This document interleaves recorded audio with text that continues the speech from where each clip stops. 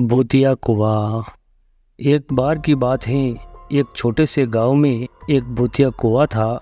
गांव के लोग कहते थे कि उस कुएं में एक आत्मा का वास था। जो कोई भी उस कुएं के पास जाता उसे अजीब अजीब आवाज़ें सुनाई देती और ठंड लगने लगती।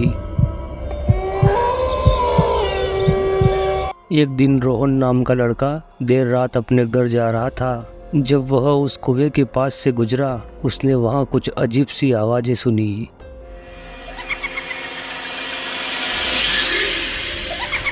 रोहन ने उसकी साइकिल वहीं रोक दी। जब वह गौर करके सुनने लगा तो आवाज़ें आनी बंद हो गई। उसने सोचा कहीं उसका वहम होगा। जैसे ही उसने साइकिल आगे बढ़ाई, कुछ दूर जाने के बाद वही डरावनी आवाज़ें फिर से आना शुरू हो गई। इस बार रोहन साइकिल से नीचे उतरा। उसके दिल में डर तो था। उसने हिम्मत जुटाई और वह सोचने लगा, ऐसी आवाज़ें। उसे शक हुआ ये आवाज़ हो ना हो इसी कुएं के अंदर से आ रही है। रोहन अपनी साइकिल को वहीं खड़ा किया और उस कुएं के पास जाने लगा। जैसे ही कुएं के पास पहुंचा, रोहन इधर उधर देखने लगा और जब उसने कुएं के अंदर झांकने की कोशिश की तो अचानक उसे लगा कि किसी ने उसका हाथ पकड़ लिया है। जब उसे ऐसा महसूस हुआ तो उसके पसीने छूटने लगे। डर के मारे उसने तेजी से पीछे हटकर वहां से भागने का फैसला किया। वह तेजी से भागने लगा, लेकिन उसे ऐसा महसूस हुआ कि कोई उसका पीछा कर रहा है।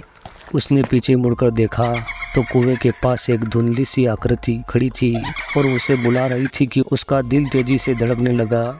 वह रास्ते में किसी तरह से गिरते पड़ते वहां से भागने लगा। बड़ी मुश्किल से घर पहुंचा और दरवाजा बंद करके रजाई ओढ़कर उसने राहत की सांस ली। लेकिन उसके मन में डर बैठ चुका था।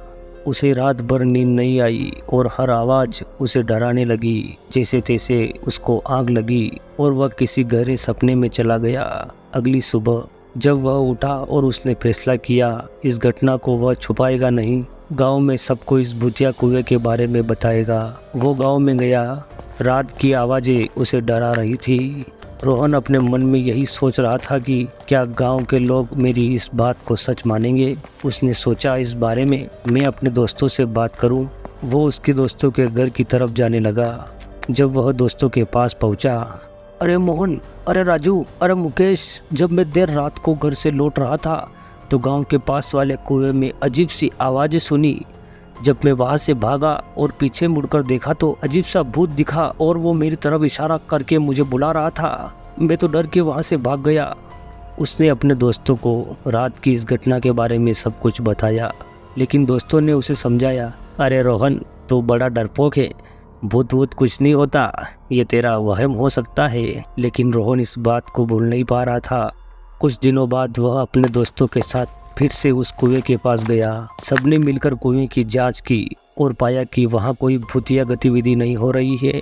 आखिरकार उन्होंने निष्कर्ष निकाला कि उस रात उसने जो अनुभव किया था वह केवल उसकी कल्पना और डर का परिणाम था। हालांकि रोहन अब भी उस घटना को पूरी तरह से भूल नहीं पाया था।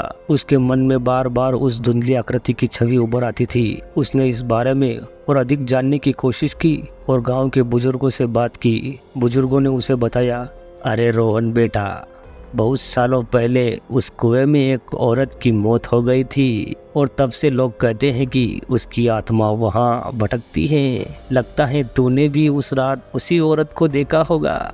इस बात को सुनकर उसका डर और बढ़ गया। उसने तय किया कि वह सच का पता लगाएगा। गांव के बुजुर्ग रोहन को उस भूतिया के बारे में बताते जा रहे थे, लेकिन रोहन किसी अंदरूनी सोच में पड़ गया था। सोचते सोचते रोहन वहां से चला। रोहन ने फैसला किया और उसने एक स्थानीय तांत्रिक से संपर्क किया और उसे भूतिया औरत के बारे में सब कुछ बताया। रोहन तांत्रिक को लेकर उस कुएं के पास ले गया। तांत्रिक ने कुएं के पास पहुंचकर इधर उधर देखा। तांत्रिक ने वहां पूजा और अनुष्ठान किया। ओम ह्रीं फट स्वाहा, ओम ह्रीं फट स्वाहा, ओम ह्रीं फट स्वाहा, और कहा कि रोहन, यहाँ सच में एक आत्मा भटक रही है, लेकिन वह किसी को नुकसान नहीं पहुँचाना चाहती।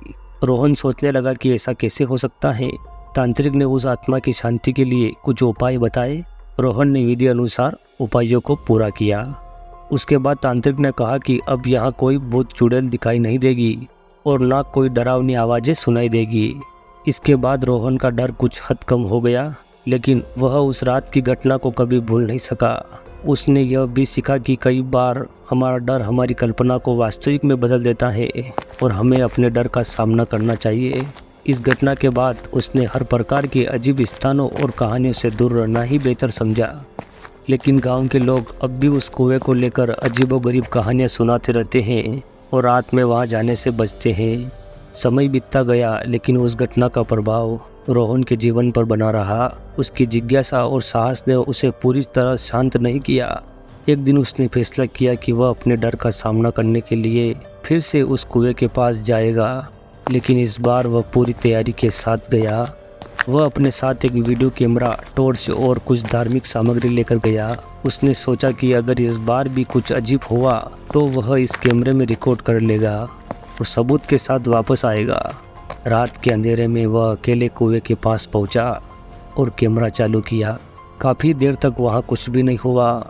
उसने हिम्मत जुटाकर कुएं के अंदर झाँका। तभी अचानक उसे वही अजीब सी आवाज़ें फिर से सुनाई दी। उसने कैमरे को आवाज़ की दिशा में घुमाया, लेकिन कुछ नहीं दिखा। वह धीरे धीरे पीछे हटने लगा।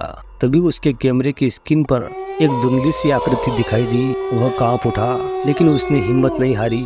उसने उस आकृति से पूछा, तुम कौन हो और यहाँ क्या कर रही हो? अचानक उसे एक ठंडी हवा का झोंका महसूस हुआ और कैमरा बंद हो गया। उसने जल्दी से टॉर्च जलाकर चारों ओर देखा, लेकिन कुछ भी नहीं दिखा। वह तेजी से वापस अपने घर की ओर भागा। घर पहुंचकर उसने कैमरे की रिकॉर्डिंग चेक की। रिकॉर्डिंग में धुंधली सी आकृति साफ दिख रही थी और उसके बाद कैमरा बंद हो गया था। उसने यह वीडियो अपने दोस्तों और परिवारों को दिखाया। इस बार सभी ने माना कि कुएं में कुछ असामान्य जरूर है। गांव वालों ने मिलकर फैसला किया कि वे उस कुएं को हमेशा के लिए बंद कर देंगे। कुछ धार्मिक अनुष्ठान करने के बाद कुएं को मिट्टी और पत्थरों से ढक दिया गया। गांव के लोगों ने मिलकर वहां एक छोटा सा मंदिर बना दिया ताकि आत्मा को शांति मिले। उस व्यक्ति ने अपने साहस से न केवल अपने डर का सामना किया, बल्कि गांव वालों को भी उस अजीब गतिविधियों से मुक्त कराया। इस घटना के बाद उसने सीखा कि डर का सामना करने से ही उसे हराया जा सकता है। गांव के लोग अब उस स्थान को श्रद्धा और सम्मान की दृष्टि से देखते हैं और वहाँ शांति बनी रहती है। तो दोस्तों, इस वीडियो को यहीं समाप्त करते हैं और मिलते हैं अगले ऐसे ही इंटरेस्टिंग वीडियो के साथ। तब तक के लिए जुड़े रहिए हमारे साथ और चैनल पर नए हो तो प्लीज़ चैनल को सब्सक्राइब करके बेल आइकन को जरूर दबाना, ताकि हमारी नई नई वीडियो आप तक जरूर पहुँच जाए। धन्यवाद। जय हिंद। वंदे मातरम।